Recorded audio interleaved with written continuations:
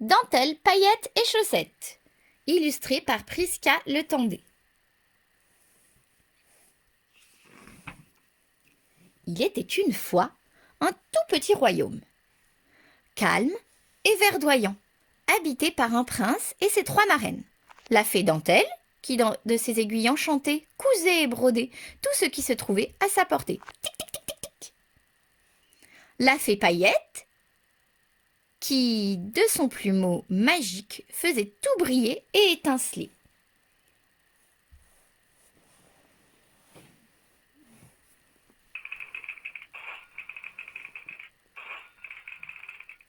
Pfiou! Et Chaussette, la fée qui fouette, dont personne ne comprenait l'utilité, sauf le jardinier qui s'en servait pour désherber.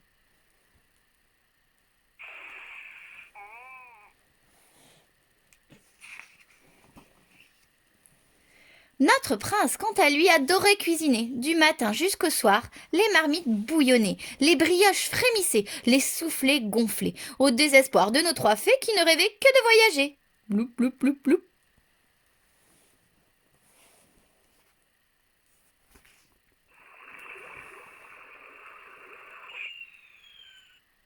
Regardez, la princesse tout en sucre est en danger, prisonnière d'un terrible dragon. Cette quête est faite pour nous, mon prince. C'est ainsi que nos 4 compagnons se retrouvèrent sur la route de tous les dangers, armés de la tête aux pieds, ou presque.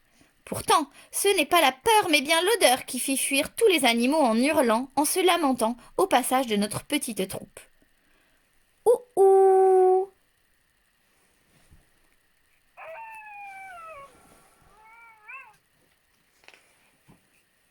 Soudain, les feuilles se mirent à tomber, le sol à trembler, les casseroles à brinque-baller. Dérangé dans sa sieste, un gros or très énervé s'approchait à grands pas.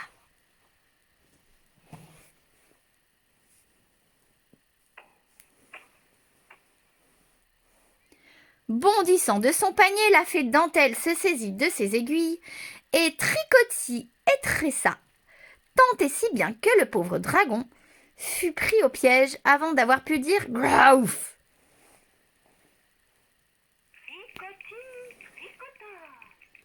Nos compagnons purent reprendre leur route et Dentelle continua sa broderie.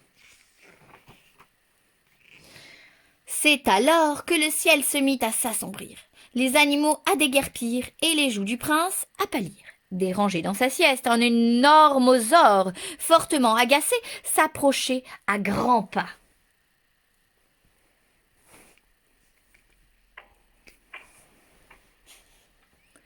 Dégainant son plumeau, Paillette frotta et astiqua, tant et si bien les écailles du dragon que celui-ci en fut tout ébloui et tomba à la renverse.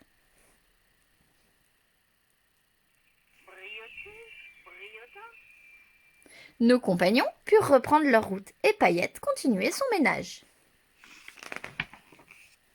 Il faisait déjà nuit quand ils arrivèrent au donjon, soulagés de n'avoir plus croisé aucun dragon. Ils appelèrent et sonnèrent à la porte quand soudain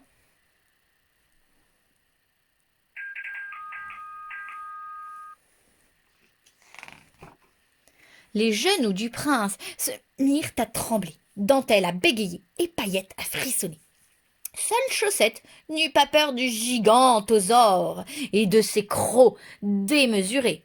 Elle bondit sous le nez du dragon et utilisa une arme bien cachée pour le faire suffoquer.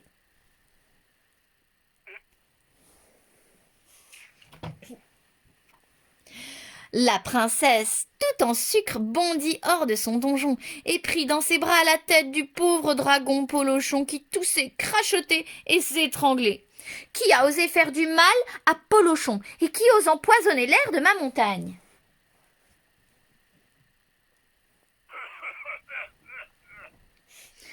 Devant la colère de la princesse, le prince tendit d'une main tremblante la première page du journal. Diantre que de bêtises! Encore un de ces ménestrels qui pensent qu'une princesse ne peut pas se débrouiller toute seule avec ses dragons. Une fois Polochon remis de ses émotions, nos 4 amis furent invités dans le donjon. Admirez, mon cher prince, la beauté de ce paysage, la lave qui bouillonne, les volcans qui explosent, la fumée qui jaillit. Comment imaginer un plus bel endroit? La seule chose qui manque ici, c'est de quoi manger correctement.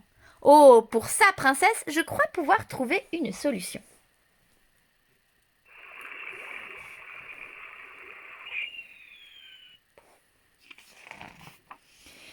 Armé de ses casseroles et de ses provisions, le prince prépara soupe et gâteaux, gratins et tartelettes. Et c'est ainsi qu'autour d'un banquet, la princesse, le prince, dentelles et paillettes plaisantèrent, rirent et festoyèrent, tandis que Chaussettes et Polochon, épuisés par tant d'aventures, se remettaient de leurs émotions.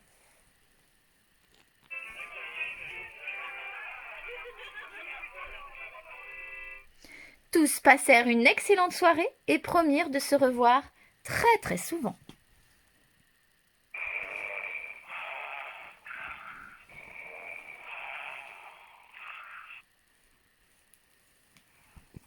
Et voilà!